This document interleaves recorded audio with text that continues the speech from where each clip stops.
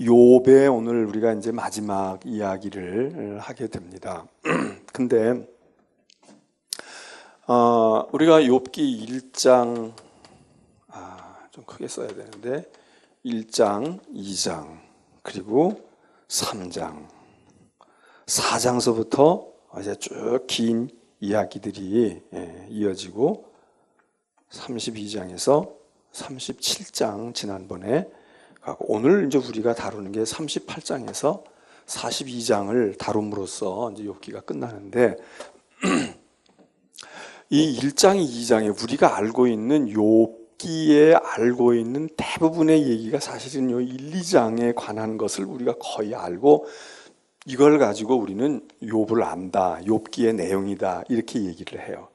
그리고 조금 더 아는 분들은 이제 여기 42장의 마지막에 나오는 지금 우리가 읽은 얘기하고 그 다음에 나오는 얘기, 이거 우리가 사실은 욥기에 대해서 얘기할 때는 이 중간에 한 40장 가까이 되어 있는 거는 그냥 우리가 그냥 쭉 그냥 한 통으로 그래 그때 그냥 그렇게 논쟁을 했대 뭐 했대 이러고 이제 여기 요 3장도 조금 알기는 알죠. 왜냐하면 욥이 이제 워낙 고통스러워 가지고 막 생일을 저주하고 탄식하고 그러고 막 이러는 거지만 그래 봐야 다 해봐야 욥기 42장 가운데서 한 넉 장 정도의 내용을 가지고 우리는 이 중간 거 통은 다 빼버리고 이거하고 이것만 짜맞춰 가지고서 욥기는 이런 거야 이렇게 얘기를 하고 있단 말이죠. 그런데 사실은 여기 있는 얘기는 이거는 그냥 마지막 마치는 결론, 물론 지금 우리가 읽은 42장 6절까지 또는 9절까지 이 부분은 굉장히 중요하지만 그 나머지 이 부분들에 대해서 우리들이 이게 사실 중요한 것인데 이 중요한 것을 그냥 한마디로 뭉뚱그려서 친구들이 그렇게 했대 그리고 욥은 뭐 어떻게 이렇게 하는 정도로 그냥 말고 우리는 욥기 그러면 주로 이 얘기들을 많이 한단 말이죠. 근데 이거는 물론 중요하지만 이거는 왜 중요하냐? 이거는 이거를 이해해 주게 하기 위해서 설명해 주는 상황이나 배경을 설명하는 배경 부분입니다. 욥이 훌륭했다. 욥이 뭐 자식들을 어떻게 했고 뭐 의로웠다. 뭐 풍성하게 뭘 복을 받고 살았다. 이게 사실은 정말 중요하기보다는 이걸 통해서 이랬던 욥이 어떻게 왜 고난을 겪게 됐으며 고난을 겪어가고 있는 욥의 정말 괴로움과 갈등과 고민은 무엇인가 그게 여기 담겨 있거든요. 이거를 잘 이해하기 위해서 이거는 그냥 설명해 준 배경분인데 우리는 그냥 이거를 욥기를 대표하는 거라고 이해를 하고 있는 게 맹점이다 그 얘기예요. 자, 여기서 여기 이제 등장 인물들이 거의 다 나오는데 물론 친구들은 여기서 이제 나타나지만 하나님이 등장하셨잖아요. 이 모든 일을 사실 하나님이 다 계획하셨단 말이에요. 하나님이 꾸미셨다고 볼 수도 있어.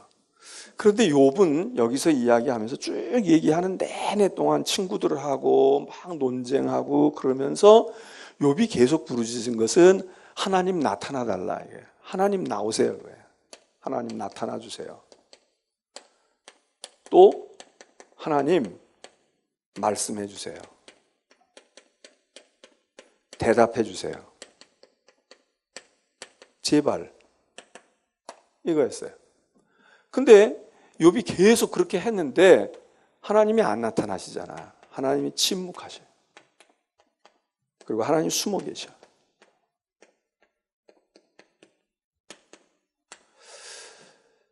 그래서 욥은 더 속이 타고 더 애절하고 막 그렇게 계속. 그러니까 욥은 사실 친구들을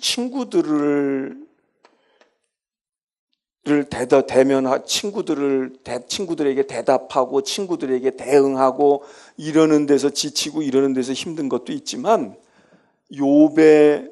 본래의 욥의 그 가장 그 핵심은 친구들과의 무슨 언쟁이나 논쟁에서 이긴다 진다 이거보다는 지금 자기가 겪고 있는 상황, 그것은 고난, 고통, 이런 건데, 이 고난의, 자기가 겪는 고난의 상황 속에 하나님으로부터 무언가 응답을 듣고 하나님으로부터 해답과 설명을 듣고, 뭐 자기가 잘못했어도 하나님께서 뭐라고 말씀해 주시고 판단을 해달라는 건데, 이 친구들은 성가시기만 한 거예요. 귀찮기만 한 거라고.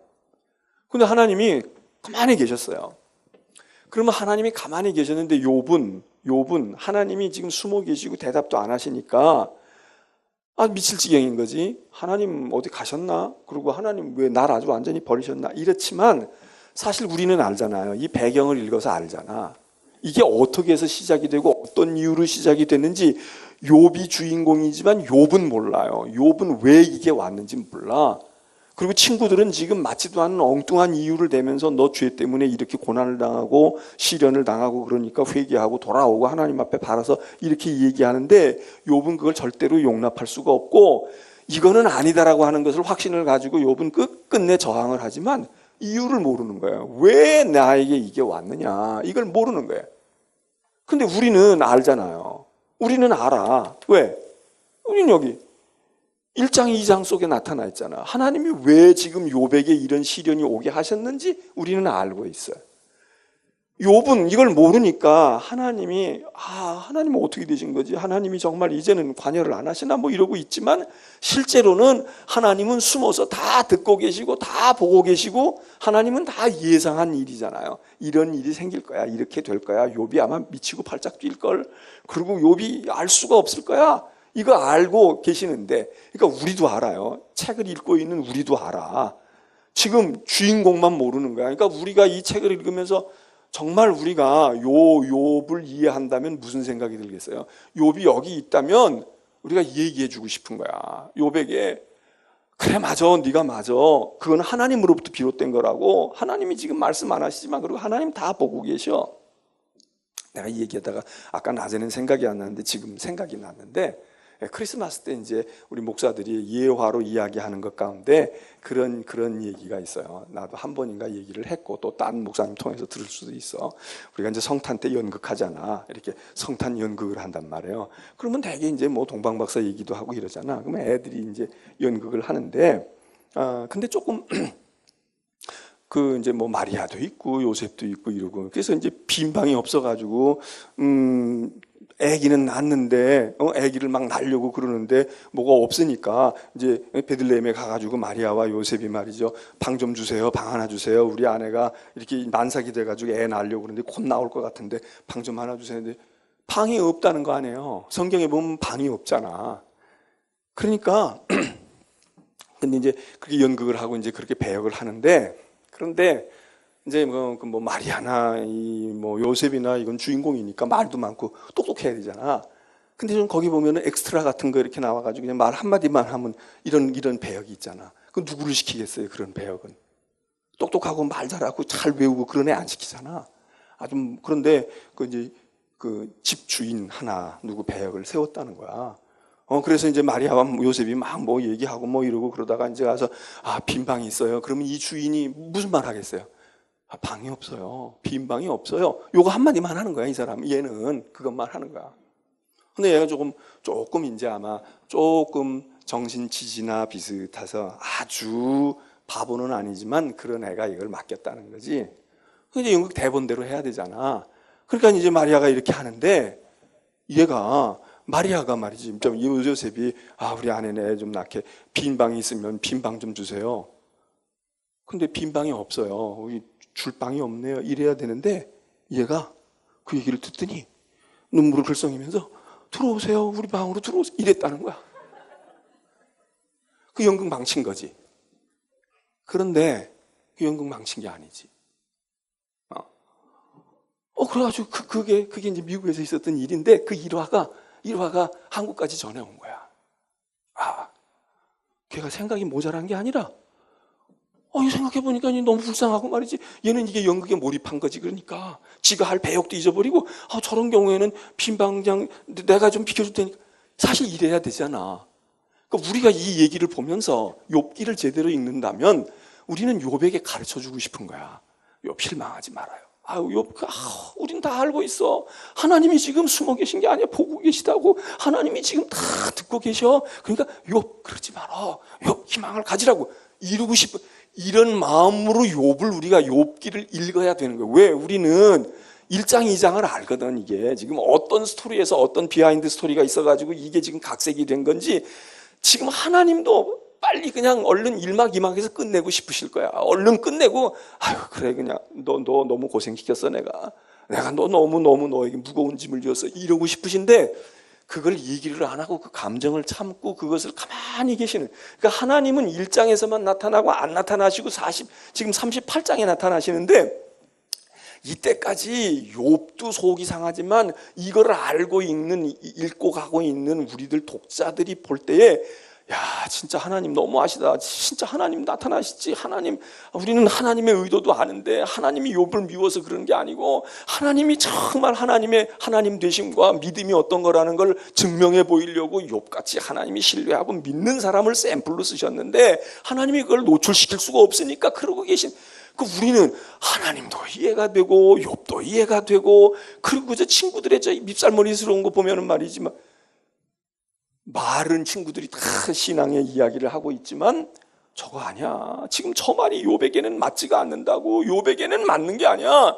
그러면서 우리는 이제 그래 너희들이 하는 말이 나보고 그런 얘기를 하면 나한테 그런 얘기를 하면 그래 나는 할 말이 없지. 그럼 하나님께 우리가 벌받은 이유는 고난을 당하는 건 죄를 지었기 때문이야. 우리는 그렇지만 이 욥은 아니거든. 욥은 아니란 말이야. 그리고 하나님이 벌 주려고 그런 게 아니거든. 이거 읽으면서 우리가 이제 이게 제대로 몰입이 되고 제대로 그 속에 빠져 들어간다면 우리는 그런 거지. 그러니까 이 하나님은 얼마나 더 빨리 나오고 싶으시겠어. 빨리 나와서 욥을 그 고통당하고 그 욕먹고 비난당하고 말이야 비참하게 된 욥을 빨리 끌어안고 수고했다. 그래 아이고 엄마가 너 이렇게 고생시키려고 한 게 아니야. 다 이게 말이야 이러고 싶은 그런 거를 우리가 읽으면서 우리는 욥기를 이제 보는 거잖아요. 그러니까 하나님은 38장에 비로소 나타나시지만 우리도 빨리 하나님이 좀 나타나셔서 이 상황을 어떻게 해주시기를 바라는데 욥은 아무것도 모르고 정말 알아야 될 욥은 아무것도 모르고 깜깜무소식으로 있는 이 욥이 어떠냐 이거야. 이 욥이 어때? 이 욥이 어떠냐고. 그게 이제 우리가 욥기를 제대로 알면 그래서 요 1, 2장은 이 자체가 중요한 게 아니라 이거를 알고 이 욥기의 진행 과정을 이해하면은 이게 우리들이 욥을 어떻게 읽어야 되나 이거를 이제 안다 이거죠. 하나님이 이제 나타나신 38장에 나타나시는데 하나님이 나타나시는 모습이 폭풍우 가운데 나타난다. 폭풍우. 그러니까 친구들끼리 치고받고 욥이 막 발악을 하고 그리고 소리를 지르고 말이야 하나님께 뭐 삿대질도 하고 막 이게 막 아수라장이 된 거야. 이제 말하자면 이게 뭐 형편없는 지경이 된 거야. 뭐 질서 뭐고 없고 말이야.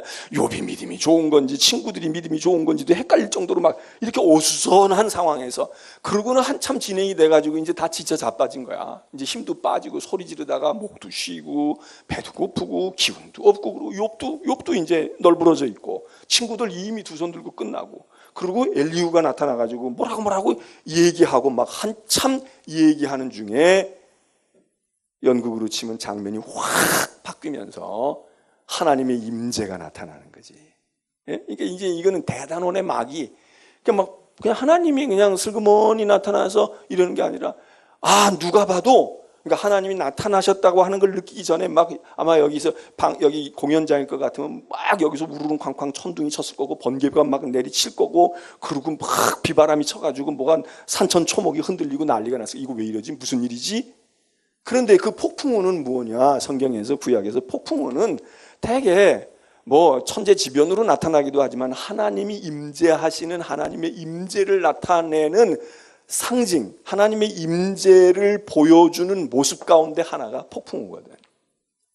그래서 폭풍우만이 아니라 뭐 지진도 있고 그리고 큰 바람도 있고 그리고 막 우레소리 같이 막 천둥 소리가 치는 그것도 이게 전부 다 이제 그래서 바람, 불 그리고 연기가 자욱이 끼잖아요. 우리 산수화 동양화도 이렇게 보면은 이렇게 산을 쫙 그려놓고 그리고 신선이 거기 논이는데 거기 막 구름이 말이죠 산 중턱에 쫙 깔려 있는 그 뭔가 좀 신비한 것 같고 뭔가 거룩해. 이게 동양화가 딱 보여주는 그런 모습 아니에요?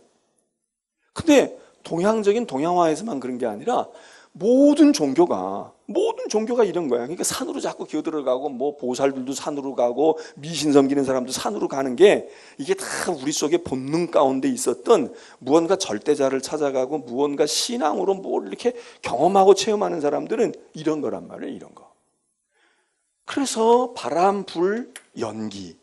그 연기가 빽빽하면은 하나님이 임재하시는구나, 하나님이 오시는구나. 그리고 막 엄청난 소리가 들리면 그러면 그게 하나님의 음성이로구나. 이렇게 이제 하나님이 오시는 거로구나. 이렇게 많이 생각을 했어요.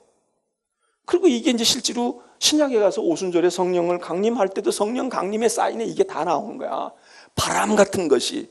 그리고 막 불 같은 혀가 막 불의 혀같이 갈라지는 것이 막 사람들에게 보였다는 것이고, 그리고 막 있는 터가 막 진동을 해가지고 막 떨리게 되고. 그래서 성령의 은사 가운데 진동의 은사라는 거, 터가 막 떨리면 우리가 가만히 서 있어도 지진이 일어나면 우리가 다 떨리게 되는데, 그렇게 안 떨리면 한 사람씩 떨리잖아. 한 사람씩 떨리는 게 뭐예요? 그게 진동의 은사 아니야? 막 기도하다가 막 이게 진동하는 그런 은사. 뭐 요즘에는 그런 경우도 별로 많지 않지만 옛날에는 집회하거나 부흥하거나 그러면 막 기도하다가 기본적으로 많은 사람들이 하는 게 그게 진동과 방언 이런 걸 많이 했지. 그러니까 이게 그런, 그러니까 폭풍우 가운데서, 그러니까 탁 이제 막 뭐 친구들 떠들고 엘리후가 나와서 막 떠들고 막 이게 도대체 무슨 판이 돼가는 건지 모르는데 갑자기 무대에서 말이지 불빛이 막 번쩍번쩍하고, 그리고 음향이 강해지고, 그리고 뭐 요즘에 영화관에 뭐 의자가 막 움직이고 뭐 그런 것도 있다면, 그러니까 그런 식으로 막 되면, 그러면 이제 청중들이나 여기 관객들은 무엇을 느끼겠어요? 이제 드디어 하나님이 나타나시는구나. 그걸 느끼는 거예요. 그래서 38장 1절에 폭풍우 가운데 이럴 때 벌써 이제 하나님이 나타나시는구나. 하나님이 등장하시는구나. 그러니까 이제 사람이 다 숨을 죽이는 거죠. 이제는 떠들던 사람들, 저희들 잘났다고 지 주장하던 사람들 다 입을 다물고, 이제 하나님이 오시나 봐. 이제 진짜 하나님이, 욥이 저렇게 그냥 절규를 하고 그러더니 하나님이 오시는구나. 그리고 이제 하나님이 나타나시는 거예요. 38장이에요. 그래서 폭풍우 가운데 여호와께서 말씀하신다.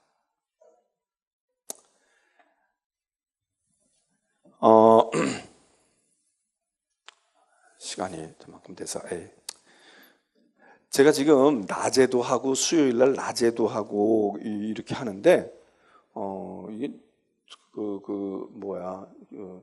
저 홈페이지나 이렇게 나가는 게 저녁에 나가는지 낮에 나가는 건지 모르지만은 낮과 저녁이 똑같으면서도 조금 달라요. 조금 다른 것보다는 하여튼 두 개가 다 해야 되는 건데 제가 다 할 수가 없으니까 그냥 이제 공통 부분을 거의 다 말하긴 하지만 낮에도 하고 저녁에도 얘기하지만, 여기 아마 우리 목사님들이나 이거 듣는 분들은 저 얘기는 목사가 낮에 얘기 안 했는데 저녁에 또 저렇게 얘기를 하네.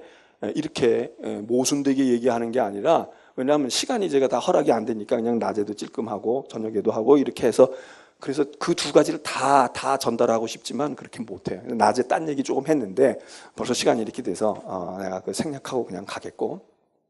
자, 하나님께서 나타나셔요. 근데 하나님께서 나타나시는 건 욥이 하나님을 자꾸 찾았어. 대답해 달라고. 하나님, 내 질문, 내가 지금 이런 고민에 빠져 있고 내가 이런 문제가 있어요. 그러니까 대답해 주세요.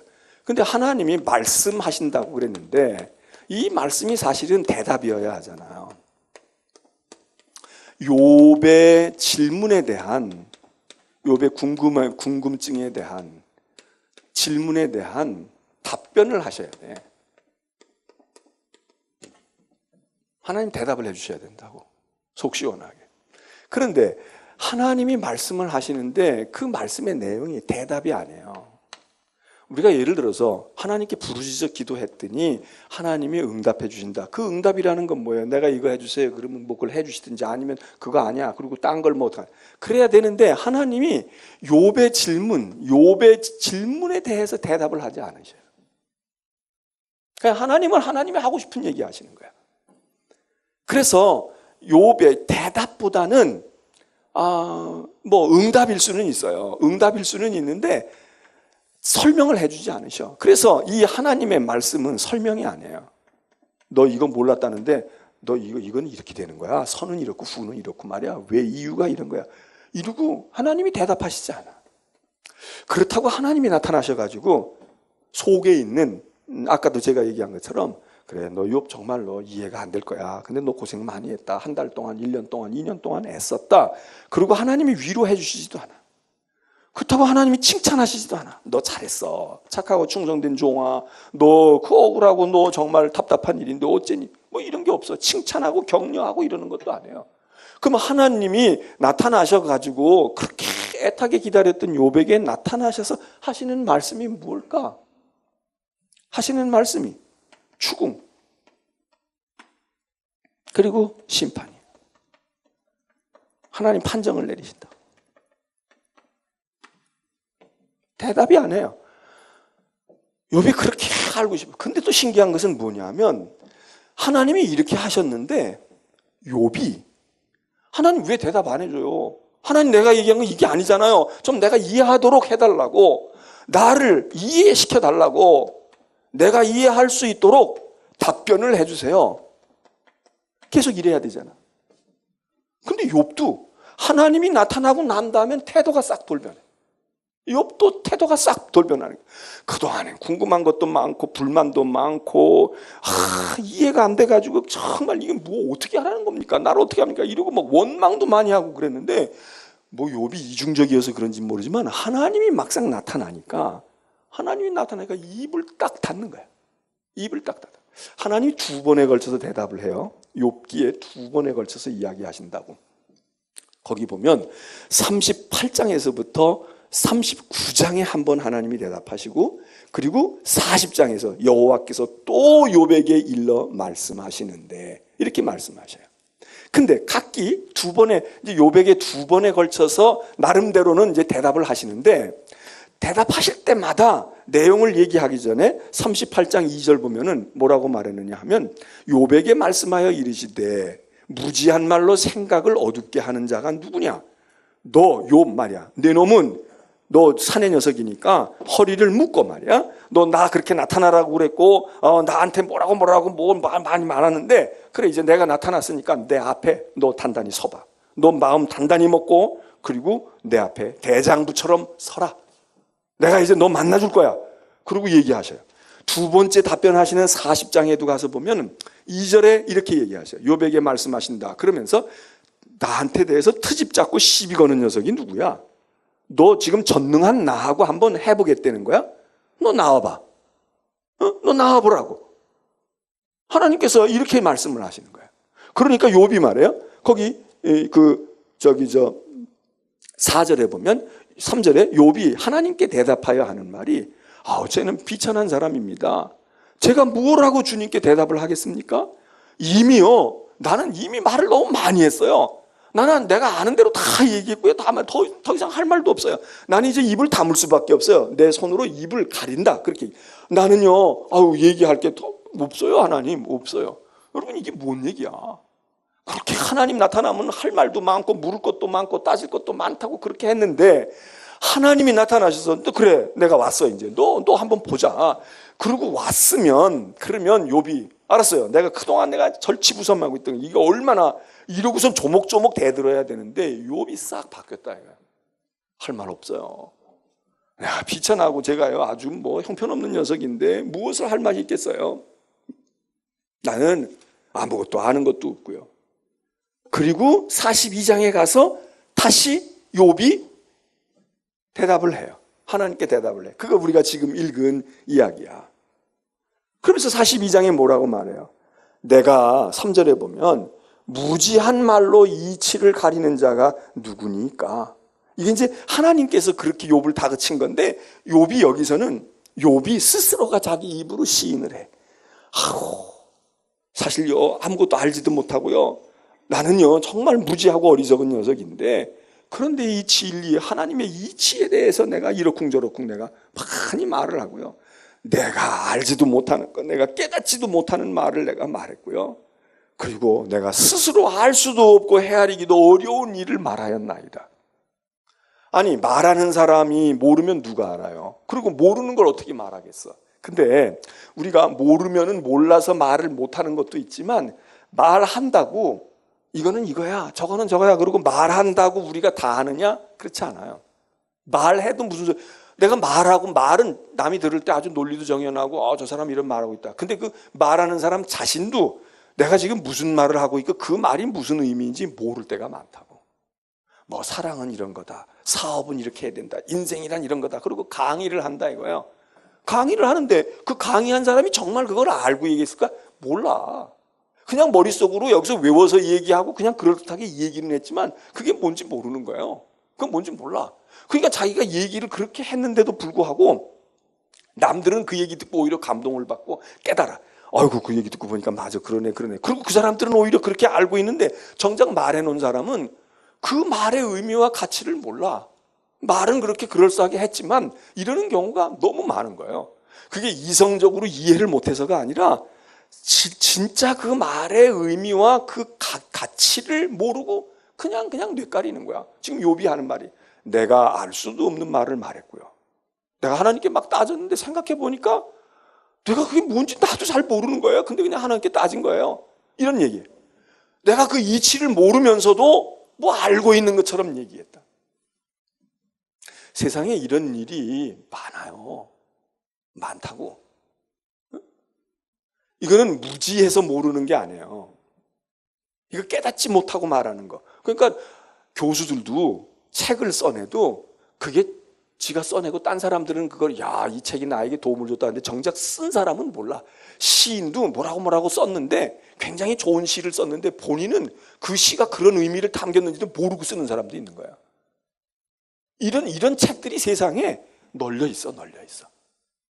그게 진짜고 가짜고를 떠나서.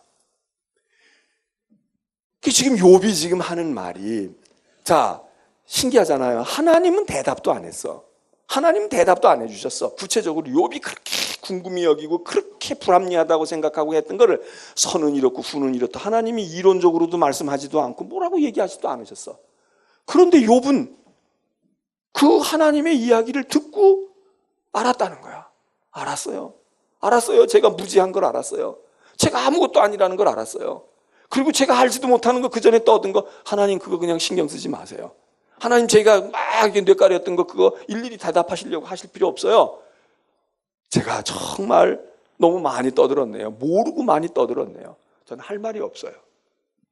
이게 욥기의 끝이야. 이게 욥기의 끝이라고. 에? 그럼 이게 뭐겠어요? 선문답한 거, 동서문답한 것도 아니고 이런 형태예요. 그래서 하나님은 욥이 물은 거에 대해서 대답도 안 해주실 뿐만 아니라 하나님은 당신이 하고 싶은 소리 하는 거야. 그러니까 예를 들면 이런 거예요. 욥이 뭐라고 이제 뭐 의로운 사람이 고난당하고 악한 사람이 세상에 이럴 수가 있습니까? 저럴 수가 있습니까? 이게 지금 공의로운 하나님이십니까? 뭐 이러고 이제 그러는 건데 하나님이 예를 들면 이렇게 얘기하시는 거야. 욥아 너 일로 와봐. 너 지금 뭐 모르는 거 있다고 그러고 나한테 뭘 설명해 보라고 그러는 건데 너 한번 생각해봐. 너 모르는 게 그거 하나니? 너 모르는 게 그거 하나야? 그리고 하나님이 욥이 모를 것들을 쭉 열거하시는 거야. 그 천지 창조로부터 얘기하시는 거야. 야, 세상은 누가 만들었어? 너 만들 때 어디 있었어? 너는 그때 있긴 했어 이놈아? 너 있잖아 어디 있었던 거야? 그리고 너는 그렇게 할 수 있니? 너는 뭐를 아니? 너는 할 수 있니? 너는 그런 걸 보았니? 너는 그걸 알고 있니?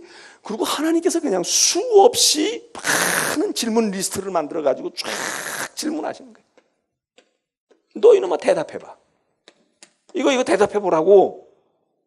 넌 지금 몇 개 가지고 모르겠다고 나보고 대답하라는데 넌 이놈아 이것만 모르는 게 아니야. 넌 지금 모르는 게 지금 세고 셌어. 그래도 너 잘 살았잖아. 너 그러고 살아왔잖아. 결혼하고 자식 낳고 사업하고 다 했잖아 이놈아. 그런데 이거를 알아야 된다고? 그러면 너 이것도 알아야 되겠네. 이 예를 들면 이런 식이에요.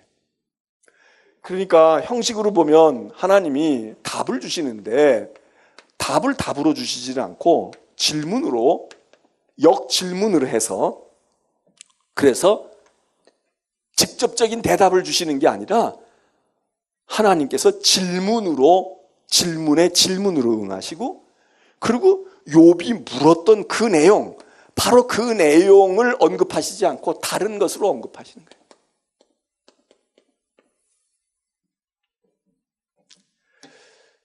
그런데 욥은 이런 과정을 통해서 깨달아요. 이게 이제 뭐냐? 이게 지혜인 거야, 지혜. 그래서 욥기 28장에 욥이 지혜에 대한 이야기를 말하고 있는데, 사실은 이 28장에 있는 지혜에 대한 이야기는 이 욥기 전체의 흐름에서 볼 때 그렇게 썩 그렇게 유연하게 그래 저 얘기가 꼭 여기 있어야 되겠다 이런 거는 아니야. 그런데 이 욥기가 고난에 대한 이야기, 또 전통적인 신앙에서 율법적인 신앙에서 예외적인 것을 다루는 이야기도 되지만, 이게 이제 지혜 문학이거든. 지혜. 도대체 지혜라는 게 뭐냐? 이게 배경 속에 이게 있단 말이에요.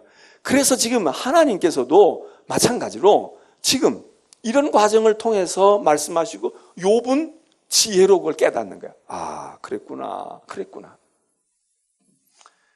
자, 그러면 하나님이 아까 이야기할 때 대답은 하나님이 구체적인 대답은 안 하셨지만, 하나님의 답변 속에서 답변의 성격이 위로도 아니고 칭찬도 아니고 수고했다고 인정해 주는 것도 아니고 아무것도 아니고, 그리고 설명도 이해를 시키는 것도 아니에요. 그런데 일종의 심판이고 하나님의 판단이에요. 하나님이 나타나셔서 하시는 게. 그러면 하나님이 욥에 대해서 말씀하셔요. 친구들에 대해서 이야기하셔. 하나님이 이제 판정을 내리시는 거란 말이에요.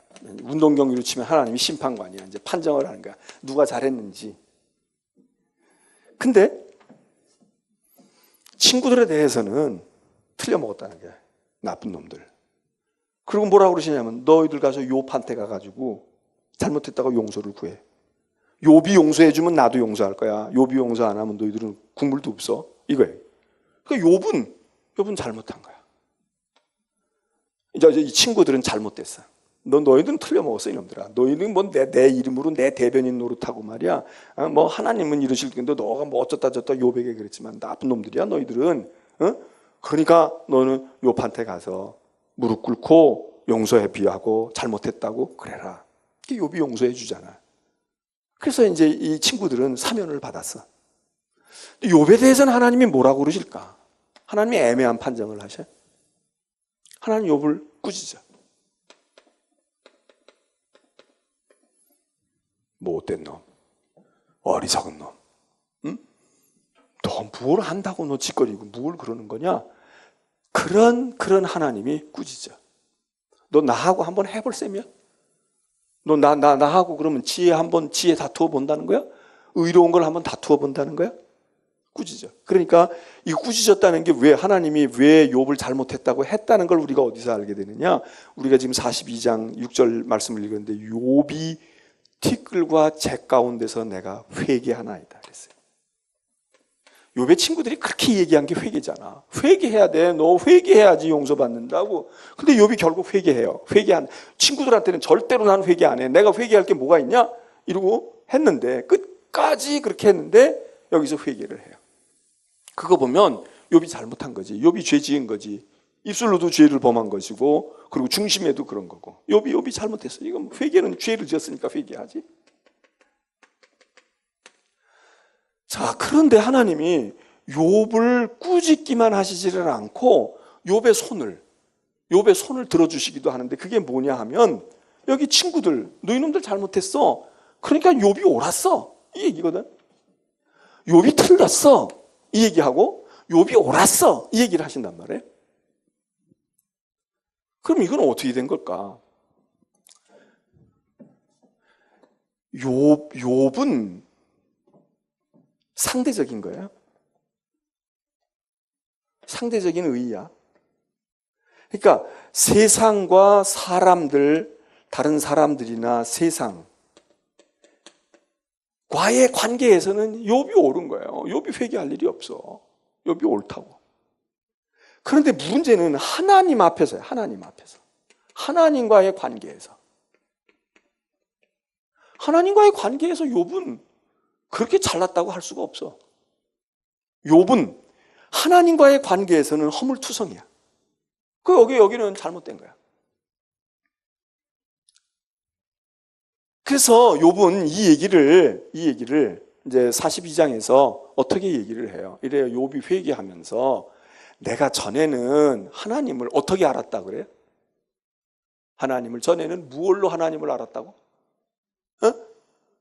뭘로? 귀로 듣기만 했다는 거야. 귀로 듣는 신앙이었다. 그런데 이제는 이런 과정을 겪고 하나님이 드디어 나타나셔서 말씀하시는 것을 듣고 난 다음에 나는 이제 뭐 어떻게 된다고? 눈으로 본다는 거야. 내가 이제 눈으로 당신을 보게 되었나이다. 그럼 이게 뭘까?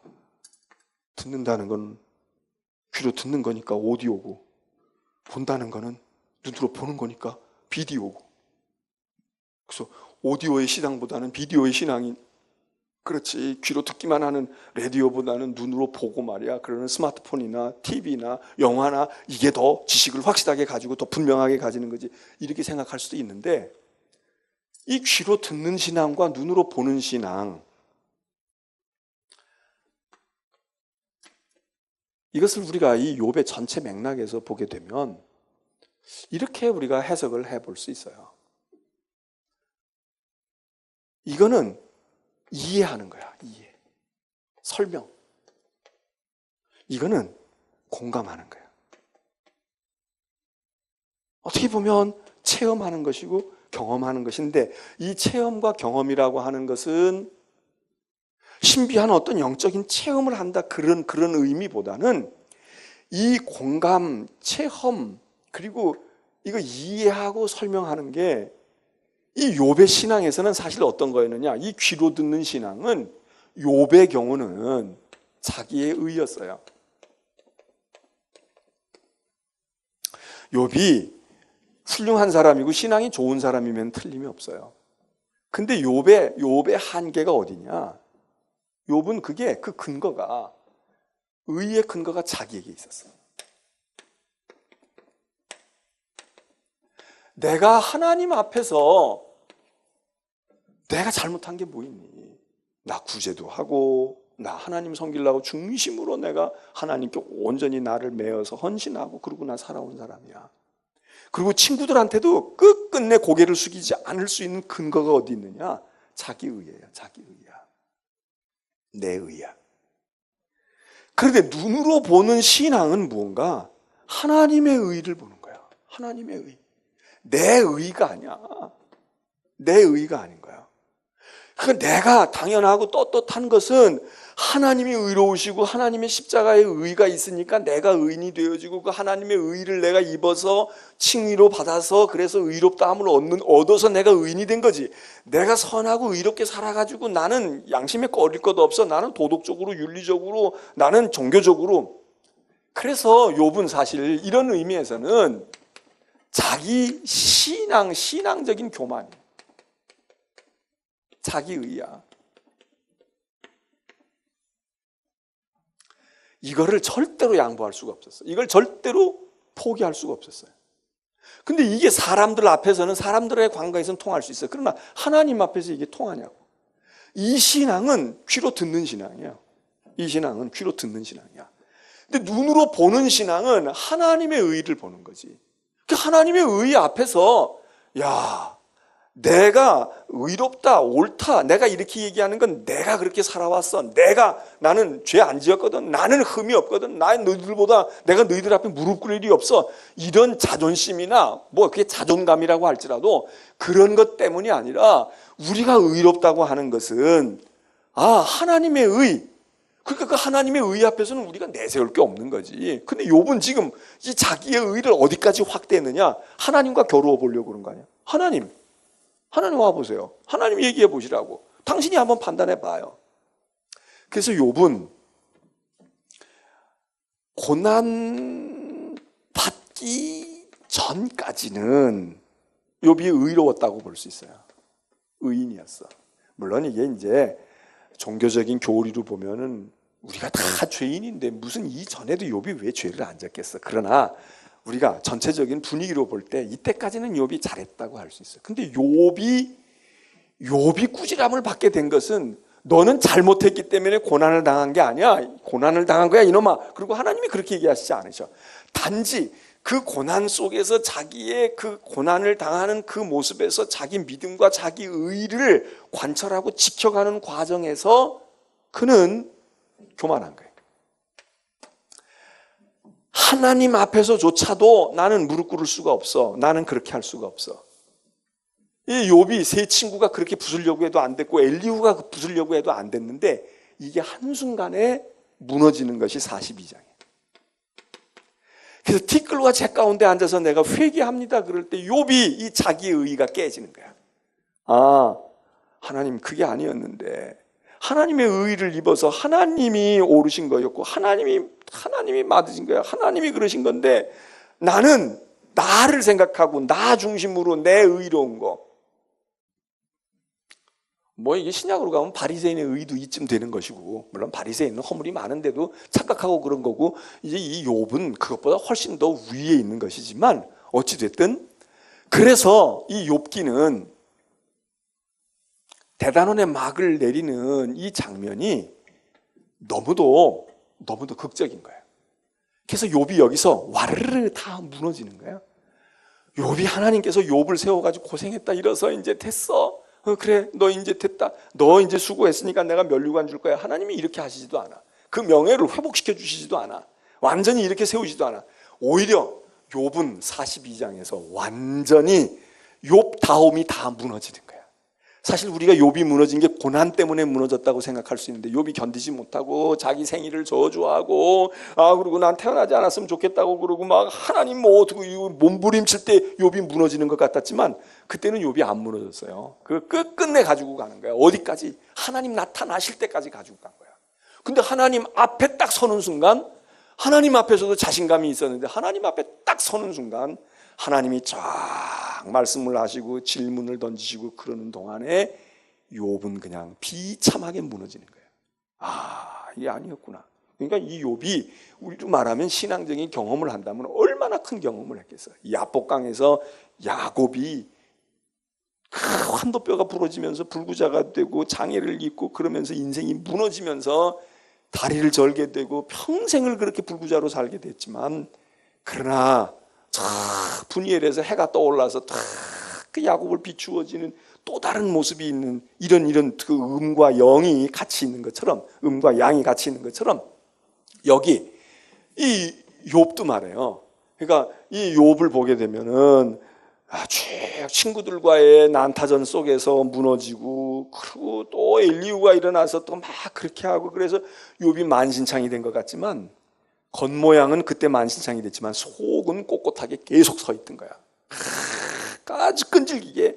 정말 이런 면에서 욥이 대단한 의지의 사람이지. 그리고 자신감도 있었고 난 죽어도 돼. 그래 난 죽이라고. 난 죽어도 시인할 수 없어. 이게 딱 있는데 이 욥이 무너진 건 38장으로부터 그냥 하나님 앞에 딱 나타날 때 하나님의 의의 태양이 나타나시고 하나님의 햇빛이 비춰질 때 욥이 자기가 그렇게 포기할 수 없고 자기가 그렇게 자신감이 있었던 것이 와르르 무너져 내리는 거. 이게 욥이 이제 말하자면 신약으로 치면 거듭나는 거지. 진짜 중생하는 거지. 거듭나서 그래서 하나님 앞에 하나님의 의로 입으면서 자기는 부정하고 자기는 깨트리고 하나님의 의를 입는 거. 이게 지금 욥의 모습이거든. 우리는 그 모습을 보는 거예요. 그리고 사실 우리의 신앙이라는 게 꼭 고난의 문제가 아니더라도 그거 아니야.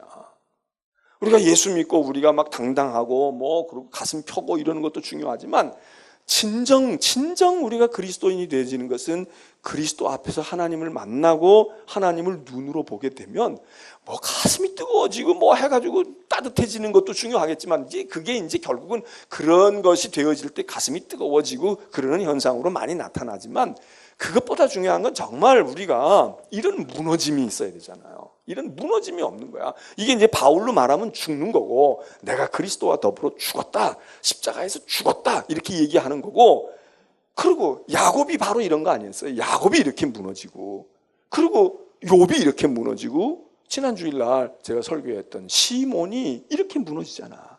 이렇게 무너지잖아. 고기 다 잡아놓고 주님 내가 죄인이네요.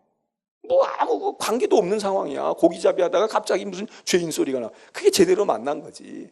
우리는 부흥회하고 집회하고 은혜 받겠다고 그러고 거듭나겠다고 그러고 뭐 오늘 그냥 뭘 어떻게 떼굴떼굴 구르고 하고 그래서 하나님 만난 것 같은데도 사실 자기가 잘 무너지지 않아. 그러니까 그 성질 그냥 있고 뭐 은혜 받았다고 그래도 사람이 그렇게 변하기도 쉽지 않지만은 그게 그렇게 되지 않아. 그런데 여기 지금 이 욥은 말이에요. 욥이나 시몬, 베드로나 야곱이나 뭐 야곱이 기도하다가 뭐 씨름하다가 그래도 막 영적인 기도라고 볼 수 있지만 또 어떻게 보면 씨름이지. 씨름하고 막 누구를 만나서 죽기 아니면 살기로 그렇게 까무러치기로 하다가 거기서 하나님 만나고 거기서 자기 인생이 야곱에서 이스라엘로 바뀌어지는 것처럼 지금 욥은 우리가 생각하는 욥은 진정한 욥은 여기서 나온다. 이게 여기서 42장에서. 그래서 욥기가 여기 42장 우리가 이 1절로부터 6절 그리고 이제 이렇게 하고 티끌과 재 가운데서 회개하니까 7절에 보면 하나님께서 이제 욥에게 이렇게 말씀하신 다음에 그 다음에 이제 친구들에게 선언을 하시는 거예요. 이제 최종적인 하나님께서 선고를 내리셨다 그랬어요. 7절에. 그래서 엘리바스에게 하는 말이 내가 너하고 네 두 녀석 친구들 말이야 빌다 소발에게 말하는데 너희는 나를 가리켜 말하는 것이 내 종 욥의 말같이 옳지 못했다. 아니 이 사람들이 틀린 말 안 했거든. 그리고 욥은 틀린 말을 했거든. 그런데 하나님께서는 지금 판정을 이상하게 내요. 너희 말은 틀려먹었고 말이야. 이 욥처럼 왜 옳게 얘기를 못했냐? 왜 욥과 같이 그렇게 말을 못했어 이놈들아. 그리고서는 옳지 못했던 너희들은 잘못이야. 욥이 옳은 거야. 이렇게 지금 하나님께서 손을 들으시면서 욥에게 가서 번제를 드리고 그리고 욥이 만일에 그렇게 해서 너희를 용서해 주는 기도를 하면 너희는 성하지만 안 그러면 어려워. 왜? 너희가 말이야 욥처럼 그렇게 나한테 정직하게 하지 못했어. 그래서 하나님께서 그 친구들과의 욥과의 관계를 분명하게 하나님이 다 이제 풀어주셨잖아요. 누가 옳고 누가 그르다 이걸 풀어주셨다고 쓴 거야. 그리고 난 다음에 10절 이하에는 이제 욥이 모든 게 잘 됐다. 다시 가정을 가지게 됐고 자식을 많이 낳게 됐고 재산도 2배로 늘었고 그리고 욥이 오랫동안 행복하게 살았다. 이 얘기는 사실 욥기의 결론이 아니는 거야. 이거는 욥기의 사실은 이 부분은 우리가 안 읽어도 상관없을 정도로 그게 이제 성경이니까 읽어야 되지만 욥기 전체의 맥락에서 보게 될 때 성경의 끝에 있으니까 이게 결론이라고 생각하기 쉽지만 이 결론은 이 욥기의 성질상에서 볼 땐 그렇게 중요한 게 아니고 그래서 어떤 사람들은 이게 후기, 부록 이런 정도로 생각하는 거야. 그냥 이거 한번 참고해 봐. 그래 이렇게 했는데 욥이 그냥 뭐 하나님이 그러면 그 후에 계속 고생하게 하셨겠냐? 하나님이 그래도 그에게 고생한 날수와 수고한 연수대로 하나님 우리를 기쁘게 하소서 하는 그런 말씀과 같이 그래도 욥이 그 다음에는 좀 평탄하고 하나님 축복을 누리고 살았지 그런 얘기 저쯤으로 생각을 해야지 이것 때문에 거봐. 그러니까 욥이 그렇게 하고 그렇게 참고 났더니 하나님이 2배로 축복하시고 자녀도 주시고 다 무너진 가정도 다시 세워주시고 그리고 오래 살게 하셨잖아. 몇 년 동안 병들어서 고생했지만 병 나아가지고 말이야 하나님 기적처럼 깨우쳐가지고 나이가 잔뜩 먹고 오래 살도록 해주셨다. 이게 이 욥기의 포인트가 될 수 없다는 거예요. 이거는 욥기의 포인트가 아니야. 이거는 그냥 간식거리, 그냥 후기 그냥 이렇게 됐대. 그냥 그렇게 알아. 이런 정도이고 아쉬우니까 그렇게 됐지만 사실 이게 없어도 이 자체로 훌륭하게 하나님과 욥이 만나서 뭐가 더 필요해요? 사실 어떻게 보면 여기서 이렇게 끊어버렸으면 상상할 수도 있잖아. 그 후에 독자들이 상상을 하는 거야. 야, 욥은 그 다음에 어떻게 됐을까? 그 후에 어떤 삶을 살았을까? 하나님이 어떻게 이끄셨을까? 욥의 남은 인생은 어떻게 됐을까? 궁금하잖아요. 영화 여러분이 감독이 된다면 영화를 만들 때 아주 주인공인 말에 고생하고 그러다가 나중에 가서 악당들 다 퇴치하고 그리고 이제 다 죽였어. 그러고서 이제 다 평정을 했어. 그리고 어떻게 끝내고 싶어? 그래서 아리따운 여자 만나가지고 자식 낳고 오손도손 사는 그런 장면으로 끝낼 수도 있고 아니면은 그냥 이 서부의 사나이가 황야의 무법자가 말 한 마리 탁 타고 그리고 저 석양에 해가 넘어지는데 말이야 광야에 뭐 무슨 그 시띠나무 같은 거 하나 있는데 거기 쓱 사라지는 거 있잖아. 그러면 어떤 게 더 멋있어요? 서부 영화에 나오잖아. 이런 것도 있고 저런 장면도 있잖아. 끝장면을 그렇게 처리하잖아. 나는 그 후자가 더 멋있는 것 같아. 그거는 시청자에게 무한한 상상력을 준다고.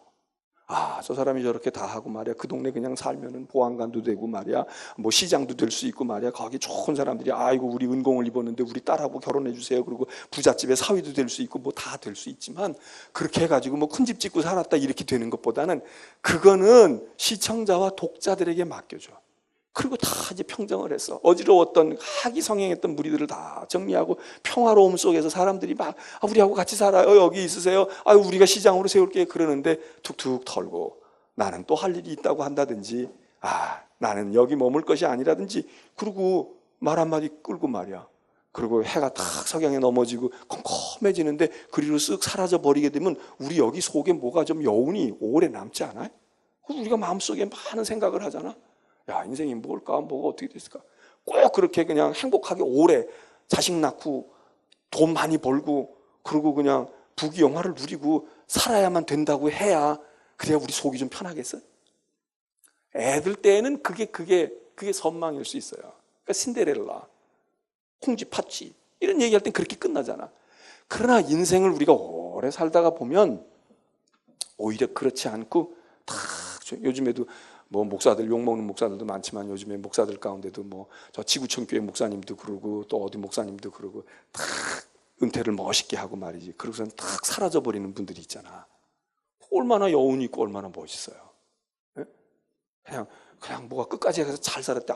늙어 죽을 때까지 그냥 잘 먹고 잘 살았대. 이래는 것보다는 그래 그 양반들 그렇게 됐는데 아쉽다. 뭐가 어떻게 됐다. 그렇게 될 때.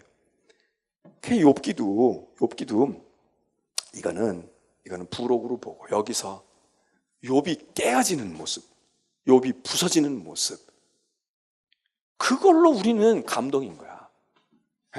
욥이 누구에게도 깨어지지 않았던 사람이거든. 친구들에게도 절대 욥이 꼿꼿했다고. 목숨이 죽어가도 자기는 꼿꼿한 거야. 근데 그 욥이 무너질 줄 누가 알았냐? 욥기의 마지막은 욥이 하나님께서 욥을 이렇게 한 손을 들어서 네가 이겼어, 맞아, 너 옳았어 이렇게 해주시는 것도 있지만 거기 막 비참하게 욥이 얘기하잖아. 나는 비천한 존재다. 이거 막 헌대를 앓고 막 이래가지고 친구들한테 치여서 비천한 게 아니라 하나님의 음성을 들으면서 비천해. 내가 이렇게 비천한 존재로구나. 그런데 내가 아무것도 아닌데 하나님께 대해서 이러고 말이야. 하나님 앞에서 내가 이러고 내가 무슨 말을 하리까? 내가 무엇을 하려고 하리까? 더 이상 없어요. 됐어요. 하나님 족합니다. 하나님 이걸로 족해요. 하나님이 나타나심으로 끝. 이거 아니냐고요. 이거 아니야? 우리가 종말론도 이야기하지만 종말도 그거 아니에요. 우리가 얘기하는 종말 무슨 어떻게 송도처럼 계획도시가 될까 뭐가 될까 이거 궁금해요? 궁금할 거 없어요. 하나님이 나타나시는 걸로 끝나는 거야. 그냥 하나님이 나타나시면 우리의 상상을 초월하는 그러니까 옷이 없어서 그거 아니야. 요한계시록도 옷이 없어서 와서 신도시 세워주세요. 와서 무슨 바닷가에 뭘 세워주세요. 이런 게 없어. 우리는 그런 아이디어도 없고 그렇게 된 건 벌써 하나님 나라도 아니야. 그러니까 그냥 오세요. 주여 옷이 없어서 주님 오십시오. 이걸로 끝. 알았어 내가 간다. 그러면 그 다음은 그냥 그분에게 맡기는 거지. 하나님이 오시면 무슨 뭘 세울 거야. 하나님이 오시면 뭐가 될 거야. 여러분 그거 아니라고. 자, 욥기 마쳤습니다. 욥기가 마치는 게 여러분이 어때요? 아쉽다. 야, 그렇게 마치지 말고 좀 그래. 그래도 그 욥기 있는 마지막에 좀 그래도 나는 축복은 좀 받아야 되겠는데 양떼도 늘고 소떼도 좀 는다고 그래야 되는데 그 얘기는 별로 신경 쓰지 말고 그냥 그 전에서 끝내자. 그거 좀 불만인 분은 그냥 여러분 집에 가서 성경에 있으니까 열심히 그거 읽고 열심히 그거 붙들고 그래도 나는 그래도 소도 좀 들어야 돼. 나는 자식도 좀 들고 그래야 되거든. 그렇게 생각하시고 안 그러는 분은 그래. 욥이 무너짐 속에서 그래 하나님을 만나니까 그 강했던 욥도 여지없이 그냥 눈 녹듯이 녹아버리네. 그리고 하나님이 구체적으로 대답도 안 했는데 자기가 자기 말 다 거두어 드린다고 그러잖아. 나 그 질문한 거 너무 창피해요. 너무 부끄러워요. 내가 왜 그런 얘기했나 몰라요. 그런 질문했나 몰라요. 답을 하나도 안 해주었는데도 다 상황이 종료가 되잖아. 우리는 다 대답을 해줘도 시원하지가 않아. 그래도 뭔가가 좀 남아있는 것 같아. 아니야 이러는데 욥은 하나도 답변을 못 들었는데, 근데 다 해결됐대. 다 해결됐대. 하나님 알았어요. 나 이제 눈으로 본 거예요. 끝으로 여기서 중요한 건 눈으로 보았다는 것은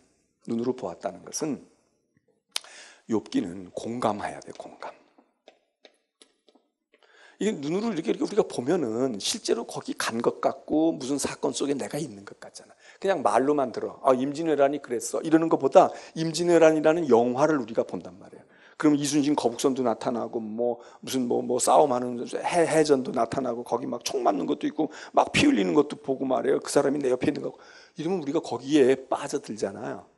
다른 성경도 마찬가지지만 욥기를 잘 이해하려고 하면, 그전에도 말하고 오늘도 얘기했지만 이해의 문제가 아니에요. 욥은 왜 의로운 사람이 고난을 당할까? 이 해답이 뭘까? 인과응보일까? 아니면 이거는 예외적으로, 이런 이해의 문제보다는 공감하는 거예요. 욥을 공감해야 돼. 그냥 욥기를 읽다 보면 나도 저렇게 될 수 있겠네. 나도 저런 때가 있었어. 맞아, 욥이 그렇구나. 그리고 이 공감 지수가 얼마나 되느냐가 욥을 이해하는 거예요. 하나님이 말씀하신 것도 그거거든. 친구들은 공감하는 게 아니라 설득하려고 했어요. 자꾸 이해시키려고 했어. 그리고 뭘 가르치려고 그랬어. 뭘 지적하려고 그랬어. 근데 그걸로 되는 게 아니에요. 공감해라, 이게 공감해라. 욥의 형편과 욥의 마음과 그가 처한 현실과 그가 괴로워하는 그 고통을 공감해. 공감하다가 보면 내가 욥이 되고 욥이 내가 되고 이러면서 거기서 그래, 저 말이 무슨 말인지 알겠고 저 심정이 왜 하나님을 향하여 저러는지 알겠고, 그게 이제 욥기다 이거예요. 욥도 마찬가지로 하나님을 공감했어야 한다고. 근데 하나님 공감하지 않고 머리로만 들었어. 눈으로만 보았어. 그러다가 하나님이 말씀하시고 하나님이 나타나신 것 속에서 너 이놈아 의로와, 너 의로와 이러고서 하나님 말씀하시는데, 그때 이제 욥이 꽉 온 거지. 그러니까 입을 꽉 다물어. 자, 요 다음 시간에 이제 시편. 요 다음 시간에 우리가 시편을 가는데, 시편은 다음 시간에 1편만 읽어오세요. 1편만. 또 1편만 읽어오라고 그러면 또 이럴 때 또 많이 읽어오는 사람이 있어. 그러니까 1편만 읽어요. 그리고 시간 남으면 딴 거 읽어. 딴 데 읽으라고. 그리고 그 다음에 이제 2편서부터 읽어나가니까. 왜 1편만 읽으라고 했느냐. 우리가 욥기를 읽을 때 1장과 2장이 욥을 이해하는 배경 설명이 있듯이 시편 1편이 시편 150편 전체를 이해하는 아주 좋은 그런 서론과 키가 돼요. 그래서 시편 1편을 많은 사람들이 사랑을 해. 내용도 6절로도 있고 짧기도 하고 좋기도 하지만 시편 1편을 우리가 잘 묵상함으로써 그러면서 시편 전체를 이해하는 그런 좋은 열쇠를 가지게 된다고. 그러니까 시편 1편에 집중할 필요가 있어요. 그러니까 읽어도 되지, 안 될 건 없어요. 미리 읽어오는 거 좋은데, 하여튼 다음 시간에 시편 1편을 통해서 시편 전체를 한번 보고 그 다음에 이제 시편을 우리가 조금 더 세부적으로 살펴보도록 그렇게 하겠습니다. 끝. 니네들 안 졸아서 고맙다. 뭔 얘기인지도 모를 텐데, 얘네들이, 난 신기한 아이들이네. 얘네들이 뭔 얘기인지도 모를 텐데 이러고 앉아있지 어떻게? 어디 나가지도 않고 그러고 있을까? 너무 신통하네. 너무 신통해가지고 목사님이 다음 수요일 날도 오면은 뭐를 줄는지도 몰라. 뭘 줘야 되겠다 이런 생각이 드는데 뭘 주면 좋을까 모르겠네. 하여튼 얘네들이 그런다고 올 사람이고 안 그런다고 안 올 사람이 아니야. 얘네들 벌써 이미 욥 같은 경지에 오른 사람들이지만, 자, 우리 기도하고 가겠습니다. 참 욥기는 아주 예외적인 상황에 있는 사람들에게 주신 말씀이에요.